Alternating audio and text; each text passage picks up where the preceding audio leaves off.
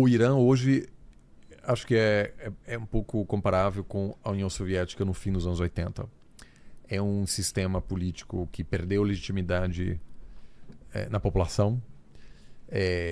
Você tem cada vez menos ideólogos e cada vez mais oportunistas, ou seja, quem sustenta o regime está lá por causa dos benefícios e não porque acredita nos slogans oficiais. Se você ouviu assim, relatos de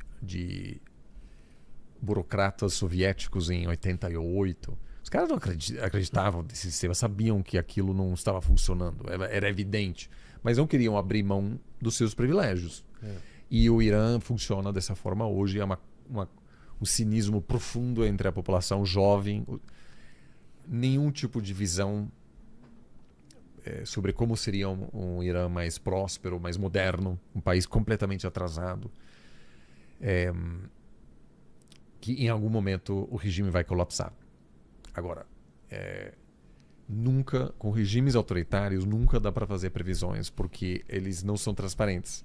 Você pode sentir quando um governo democrático vai cair, no caso da Dilma. Deu para sentir.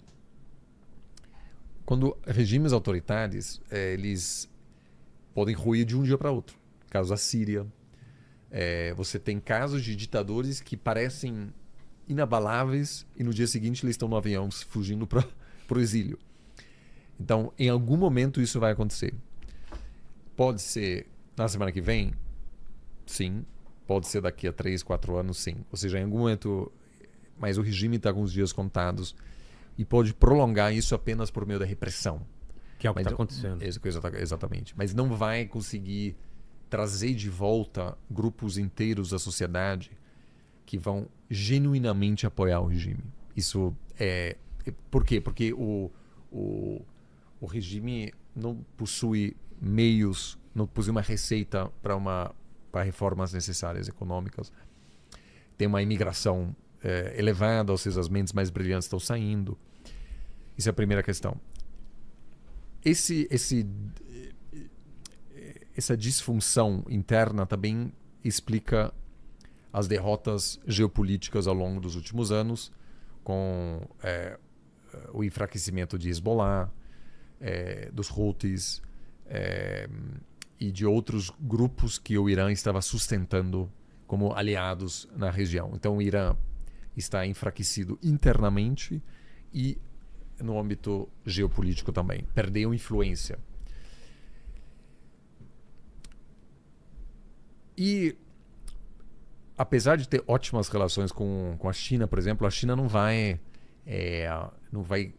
quer ser visto como um ator que sustenta um regime, porque não é um aliado chave nesse quesito. O mesmo vale para a Rússia.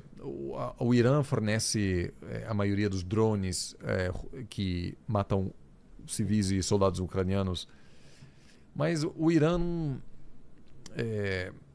não é ideologicamente contra a Ucrânia no sentido que não é uma conexão ideológica que une Teherã a Moscou. Então, se o regime cair, a Rússia não vai intervir militarmente para tentar fortalecê-lo. Então, é um regime bastante isolado também pelas sanções, aliás, não só sanções americanas, mas sanções da ONU devido ao programa nuclear iraniano. Então, uma economia totalmente isolada. É uma chatice viajar para lá, porque você precisa levar tudo em espécie, se o cartão não funciona. É um país maravilhoso culturalmente, as pessoas são maravilhosas. Espero muito que em algum momento o Irã possa se reerguer e se normalizar politicamente, porque, é um dos países mais bacanas de se visitar. É muito, muito, muito legal. Agora, o regime também perdeu qualquer hesitação em relação à repressão letal contra a sua própria população. E se você é uma pessoa que não tem nada a perder, numa situação econômica muito ruim, você pode continuar participando de manifestações. Agora, se você é uma pessoa de classe média, tem um emprego, uma vida minimamente estável, você tem algo a perder. Então, um colapso do regime por meio de grandes manifestações é só possível se você tem uma adesão maciça da classe média.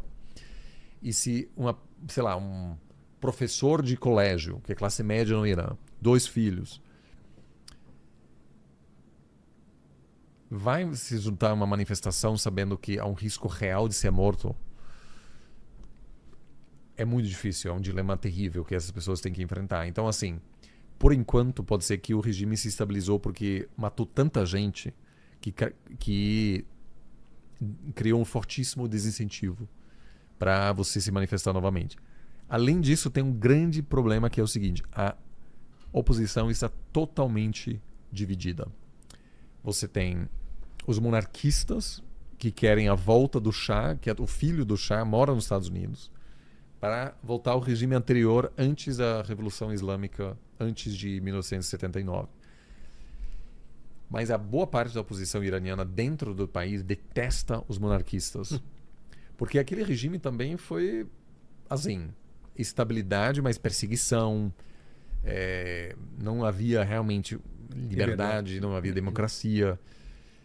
Então, eles querem uma democracia genuína, laica, sem monarca, sem nada.